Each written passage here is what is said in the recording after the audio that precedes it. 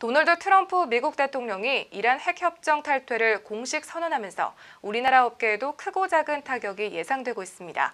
가뜩이나 힘든 상황에 악재가 하나 더 겹쳤다는 반응인데요. 자세한 내용 뉴스룸에 나와 있는 이승재 기자와 함께 알아보겠습니다. 안녕하세요. 안녕하세요. 네, 이승재 기자, 이번 미국의 선언으로 가장 큰 타격이 예상되는 분야는 어떤 분야인가요? 네, 직접적인 영향권에 든 건 정유업계인데요. 제재가 현실화할 경우 당장 원유 확보에 차질이 발생할 수 있는 데다가 유가 변동성이 확대되기 때문입니다. 실제로 원유 시장의 불확실성이 커지면서 어제 장유 시장에서는 서부 텍사스산 원유의 배럴당 가격이 한때 2.4% 상승한 70.72달러까지 반등했습니다. 가뜩이나 원화와 달러 간의 환율이 하락하면서 실적 전망이 불투명한 가운데 또 다른 악재가 겹쳤다는 반응입니다. 네, 그렇군요. 만약 이란에 대한 미국의 제재가 가해진다면 앞으로 유가가 더 올라가는 건 피할 수 없는 사실이겠네요. 네, 그렇습니다. 이란에 대한 제재가 부활할 경우 유가 상승세에 기름을 끼얹는 꼴이 됩니다.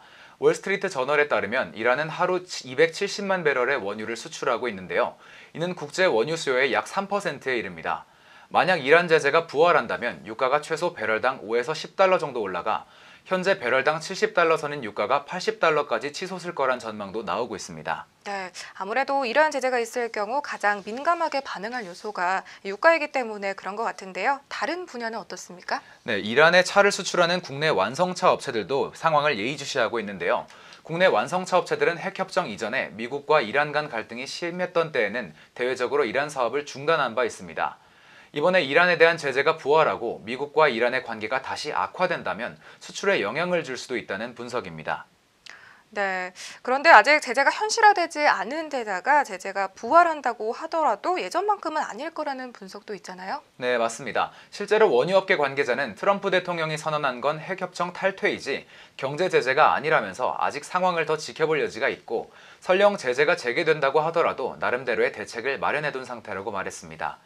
현대 기아차 관계자 역시 이제 막 핵협정 탈퇴를 공식화한 것이고 구체적인 제재 등 방향이 나온 건 아니어서 상황을 예의주시하고 있다고도 밝혔습니다. 네, 아직까지는 좀 더 지켜볼 필요가 있다는 업계의 반응인데요. 그렇다고 하더라도 이 대비는 충분히 해야겠죠. 정부의 움직임은 어떻습니까? 네, 물론 정부 역시 대책 마련에 나서고 있습니다.